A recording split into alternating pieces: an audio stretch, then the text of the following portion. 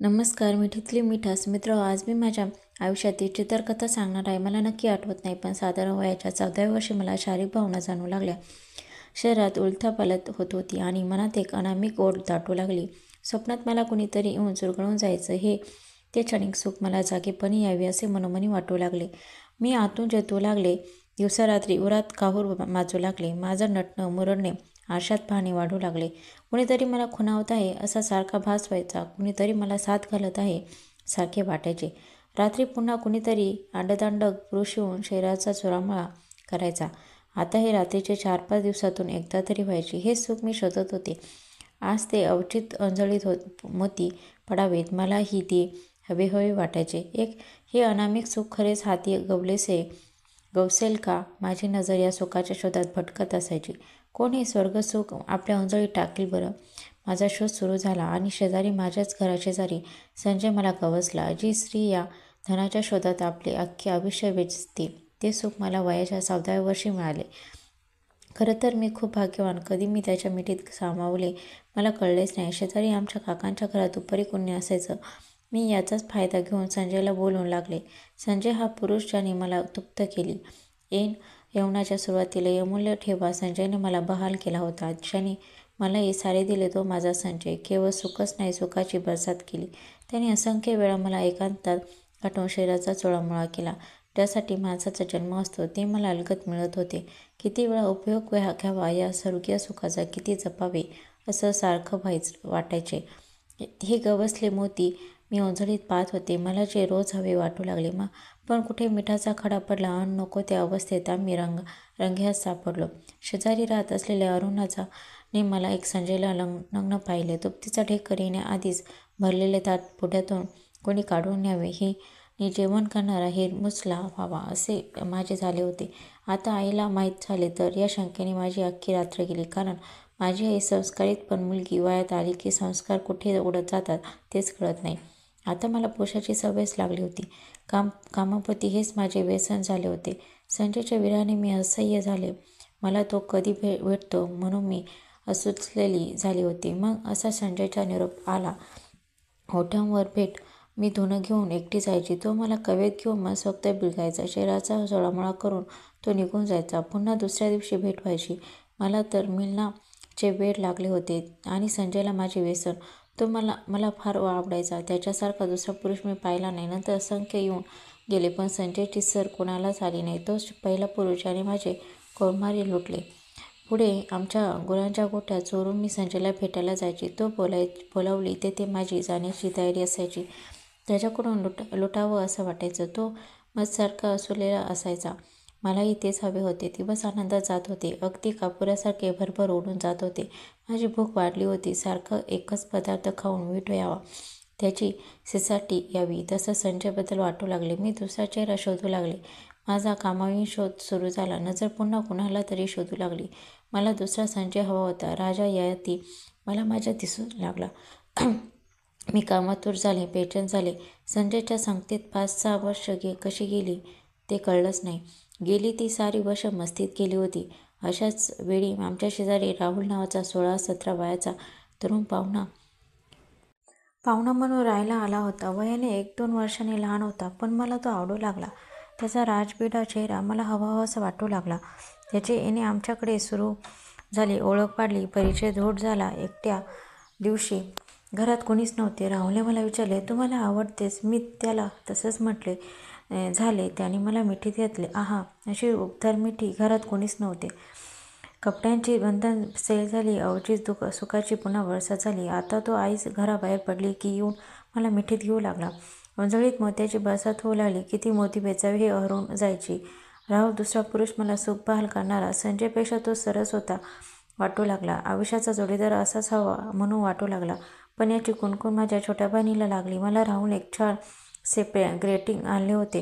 ते तिच्या हाती पडले, पण तिला आमची ही रास लीला मान्य होती. बरे झाले. नाहीतर राहुल पण हातचा गेला असता. मी त्याला नाही सोडू इच्छिते. राहुल बरोबर लग्न करावे असे सारखे वाटायचे, पण तो उपभोगून झाला होता. मला जुन्या जास्त रस नाही. रोज नवे हवे. कधी राहुल, कधी संजय हे सांगतील तेथे माझी जायची तयारी असायची. मी आईला काहीही थाप मारून बाहेर पडत असायची. मला हवे ते पदरात पाडून घ्यायची. दिवस कापूरसारखे भरभर उडून गेले. मी 10वी पास झाली. कॉलेजात जाऊ लागली. येथे माझ्या सौंदर्याचे खूपच चाहते होते. या दरम्यान मी शिक्षण घेण्यासाठी मामाकडे राहू लागले. येथे एक नवा सवंगडी भेटला. राजा दिसायला काही खास नाही, पण मला तो हवाहवासा वाटू लागला. मामाचे घर म्हणजे शांत जंगलातील संकेतस्थळ जणू. मनात वाटायचं, राहुल आला तर काय मजा येईल. संजयने तरी यावे, पण काही हाती आले नाही. मी कामसुखाला सटवलेली 9 युवती. एक दिवस राजाने मला मिठीत घातले, पण कुणी येईल म्हणून मी मिठी सोडवली. त्याचा तो पुरुष स्पर्श मला वेढावून गेला.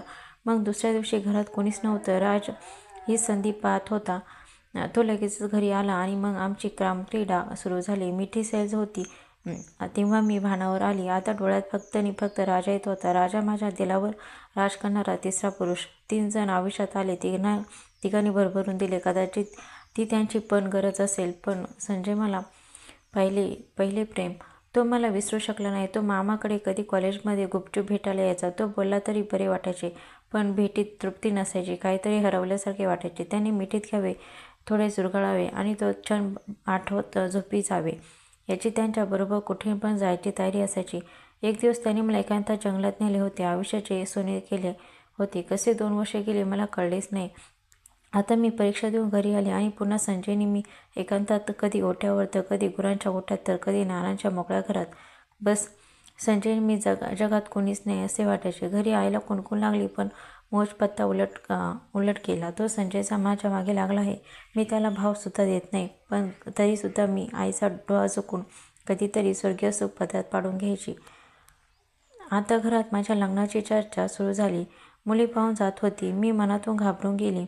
आपल्या होणाऱ्या नवऱ्याला आपल्या शरीरसंबंधाची कल्पना आली तर मस्ती केली, पण ज्याच्यासाठी हे राखायचं असते त्याला हे पहिले पण अनुभवायला नाही मिळणार. तो या गोष्टीपासून दूर राहील. पुरुषच्या बाबतीत खूपच हळवे असतात.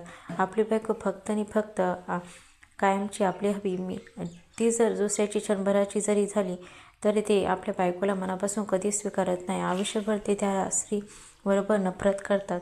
कोणत्याही क्षणी ते तिला माफ करत नाही आणि ती स्त्री आयुष्यभर खऱ्या प्रेमाची पारखी राहते. अनंत कल्पनाने मनात माझ्या काहूर माजले, पण वासना कोणाला कधी स्वस्थ बसू देत नाही.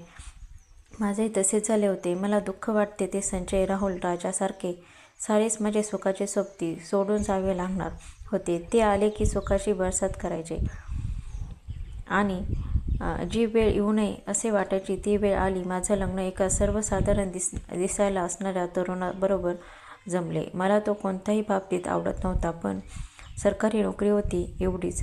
पण जमेची बाजू, न दिसायला चांगला, न रूप माझ्यापेक्षा सर्वसाधारण. मी म्हणजे सौंदर्य, मी म्हणजे तारुण्य, मी म्हणजे बहार, तो म्हणजे नुसता बोर, असं आईने ठरवले. म्हणून गुमान इतर मुलींसारखी मी गुमानमान झुकवली. झालं एकदाचं लग्न. मुलगा खुश होता. त्याला माझ्यासारखी सुंदर बायको मिळाली होती. आता वेळ आली होती मधुचंद्राची. तो फारच बेचैन होता. दिवे मंद झाले. बोलता बोलता तो जवळ आला, पण मला हे बिलकुल नवीन नव्हते. तो खूप भावनिक झाला.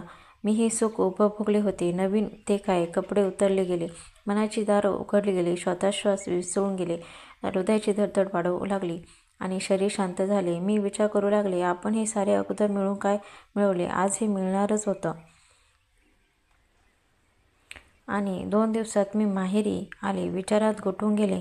मनात वादळ तयार झाले. संजय, राहुल मागे पडले. राजा मागे पडला. पुन्हा सासरी आले. रात्री नवऱ्याने मिठीत घेतले. तो स्वतःला सावरू शकला नाही. त्याने सुख उपभोगले. मला ते घेता आले नाही. माझ्याकडून नकळत प्रतिसाद हवा तेवढा मिळत नव्हता. कदाचित तो नाराज झाला असावा.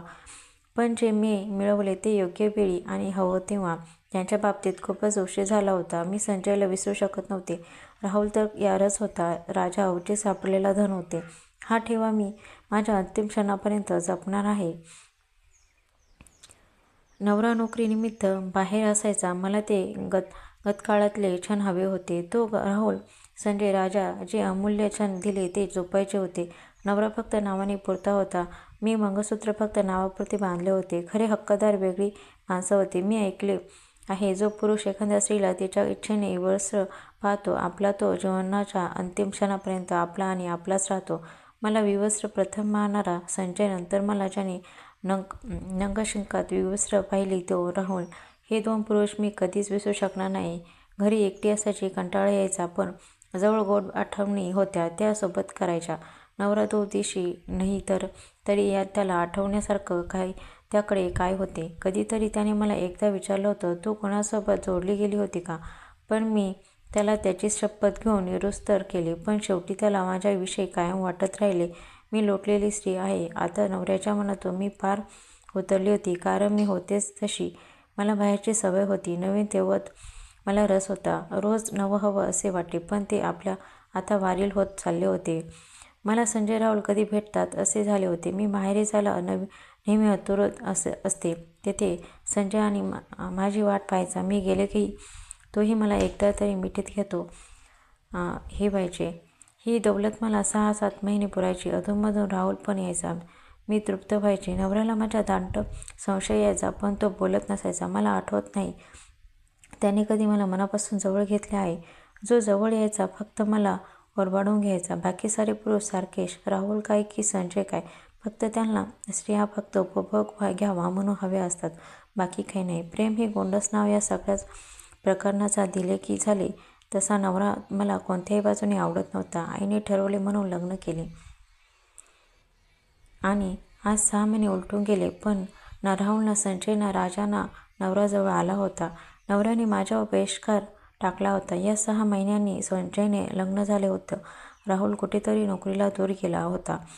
मी तडफडत होते. राजा ना भेट ना गाठ मला कोणीही हवा होता. नवरासुद्धा, पण तो कोणी बघत नव्हता. मला त्यांचा प्रचंड राग येऊ लागला. मी त्यावर खोटेनाटे आरोप करू लागले. मला संशयाने घेरले. मी त्याबरोबर वाद घालू लागले.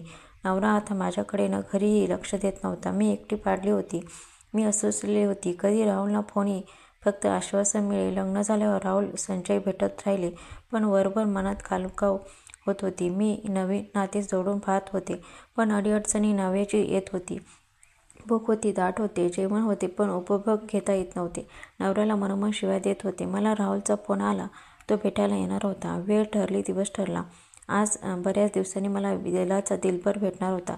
नवरा कामावर निघून गेला. मी बाहेर पडली. दिवसभर राहुलच्या मिठीत विसावले वाटत होतं. दिवस मावळूच नाही. संध्याकाळी मी लगबगीने घरी आले. नवरा वाट पाहत असेल असे वाटले, पण दारावर तेच कुलूप होते. घरात गेले. भरभर कपडे बदलले. नवरा येण्याच्या आत काहीच झाले नाही असे केले, पण नवरा आलाच नाही. मी खूपच उशिरापर्यंत वाट पाहिली. सकाळी तरी येईन, पण सारे व्यर्थ. 4-5 दिवसांनी एक पत्र हाती आले. मला शोधू नकोस, आता मी कधीच घरी येणार नाही.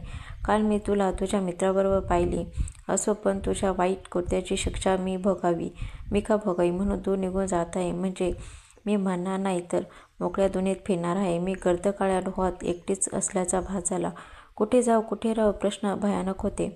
मी इतका खोल विचार केव्हाच केला नव्हता. घाईघाईत राहुलला फोन केला, पण आपण लग्न करून त्याने असे काही उत्तर दिले की कानात कुणीतरी लावा राहुल ओतावा असं वाटलं. राजाला फोन लावला. त्याला सर्व सांगितले, पण तो म्हणाला, अगं प्रेम वगैरे काही नव्हतं. मी फक्त मज्जा केली आणि फोन ठेवला. संजयचे लग्न झाले होते. माझ्यासमोर फक्त अंधार होता. वाटा रुसल्याच होत्या. आईला काय सांगू, वडिलांना काय उत्तर देऊ, प्रश्न अनेक, उत्तर काहीच नव्हते. क्षणभंगुर सुख साठी मी खरं सुख हरवून बसले होते. आता काय उपयोग नव्हता. वाईट कर्म माणसाला खोल दरीत नेते आणि आपलाच कपाळ मोक्ष करते. मी आज छोट्या सुखासाठी मोठे सुख गमावले होते.